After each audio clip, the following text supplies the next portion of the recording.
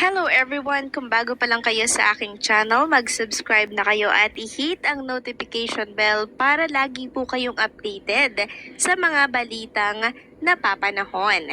Mainit pa din ngayon na pinag-uusapan ang makasaysayang breakup ng Katniel noong November 30, 2023.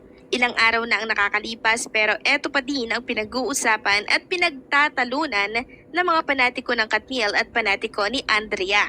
Sa kabila kasi ng gulong ito, nananahimik si Andrea at ni walang linaw sa mga kumakalat na akusasyon laban sa kanya. Sabi nga, silent means yes. Kaya lalong sumiklab ang galit ng mga casual netizen kay Andrea. Katunayan niyan, itong si Andrea sa kalagitnaan ng breakup ng Katniel ay nakuha pang magpasaya ng mga taga Nueva Ecija. Ayon nga po dito sa isang article, Dedma sa Katniel, Andrea Brillantes, pinaligaya ang mga taga Nueva Ecija. Tuloy lang sa trabaho si Andrea Brillantes sa gitna ng trending na paghihiwalay ni Catherine Bernardo at Daniel Padilla dahil di umano sa kanya. Kinantahan niya at nakipagbanding siya sa mga residente ng Palayan City sa Nueva Ecija. Ibinahagi ng Star Magic Philippines ang video ng performance ng actress sa 50th founding anniversary ng Palayan City. Hinaranan niya ang mga taga Nueva Ecija ng classic OPM song na Jopay ng bandang Mayonnaise. So lalo tuloy na inis sa mga netizen dahil ni isang statement walang mabigay si Andrea at mas pinili pa na deadmahin ang issue ng hiwalayang Katniel. Kaya sinong matutuwa niyan? Ang daming taong nag-aantay ng paliwanag niya tapos tengang kawali lang po ang pinag-ugatan ng problemang ito.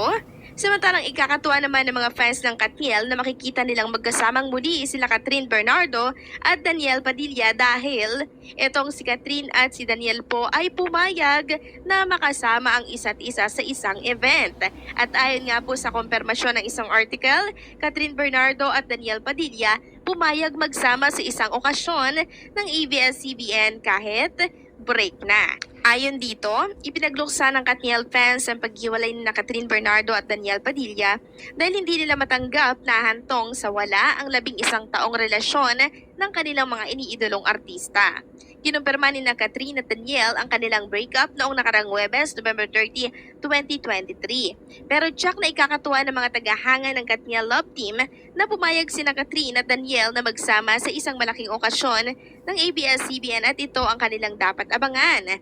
Ang pagpayag ni Catherine at Daniel na magkasama sa isang proyekto ng ABS-CBN. Ang resulta ng kanilang maayos na paghiwalay at patunay ng pagpapahalaga nila sa pagiging profesional sa trabaho. Tumanggap si Catherine ng mga papuri dahil sa kanyang ipinamalas na karunungan at matalinong mensahe para sa publiko nang maglabas siya ng opisyal na pahayag tungkol sa mutual decision nila ni Daniel na wakasan ang higit sa isang dekadang pagmamahalan. Samantalang nabanggit naman ang pangalan ni Alden Richards ilang araw matapos makumpirma tapos na ang relasyon ni Catherine and Daniel. May mga tagahanga sina Alden at Catherine na sinusulong ang kanilang love team dahil malaya na ang dalaga samantalang single pa rin ang aktor. Tinangkilik ng manonood ang Hello Love Goodbye ang pelikula noong 2019 na pinagbidahan ni Catherine at Daniel. Napansin ang chemistry ng dalawa sa kanilang unang pagtatambal sa pelikula na phenomenal hit kaya may mga umaasang magkaroon sila ng relasyon at sa tunay na buhay dahil hiwalay na si Catherine at Daniel. Samantalang namata naman si Daniel sa bayan ng kanyang ina na si Carla Estrada noong Linggo, December 3, 2023. Samantalang isang balita naman po ang nakarating sa atin tungkol sa hiwalayang Katniel na ito palang si Catherine Bernardo hindi na kumakain at iyak ng iyak dahil sa ginawang kasalanan nitong si Daniel. Ito namang si Daniel iyak din po ng iyak at nakikipagbalikan daw kay Catherine Bernardo. Pero matigas ang puso ni Catherine dahil ang dami niyang pinalampas na pagkakamali ni Daniel. First time po magsabi ni Catherine nang nararamdaman niya at sa magulang niya ito sinabi. Dahil ito mismo yung nakakita ng sitwasyon ni Catherine. Narito po ang buong detalye ni Christopher Min na sinubukan pa di umanong suyuin ni Daniel Padilla si Catherine Bernardo bago matuldukan ang 11 taon nilang relasyon. Ayon kay Christy, kinuwento ng kanyang source na September pa lang ay umiiyak na at bumabalik si Daniel kay Catherine Bernardo. Pero matigas raw ang aktres at hindi na talaga tinanggap ang aktor.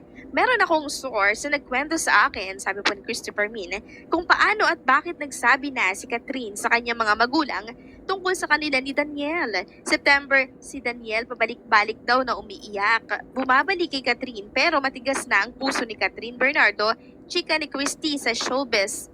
Now na. September pa lang po pala, break na po ang Katniel. Ang tagal na, no? September, October, November. So, 3 months. Going 4 months na pala na hiwalay ang Katniel. Kung may katotohanan man nga po itong sinabi nitong si Christy Fermin. Ayon pa dito dahil ang dami-dami nang nakarating sa kanyang mga kwento na ang iba ay dinismiss niya sa kanyang isip at puso pero yung iba pinahahalagahan niya. So, ang dami na po palang nakarating kay Catherine Bernardo na kasalanan po nitong si Daniel. Pero mas pinipili po ni Catherine na ito ay i-dismiss at kalimutan na lang.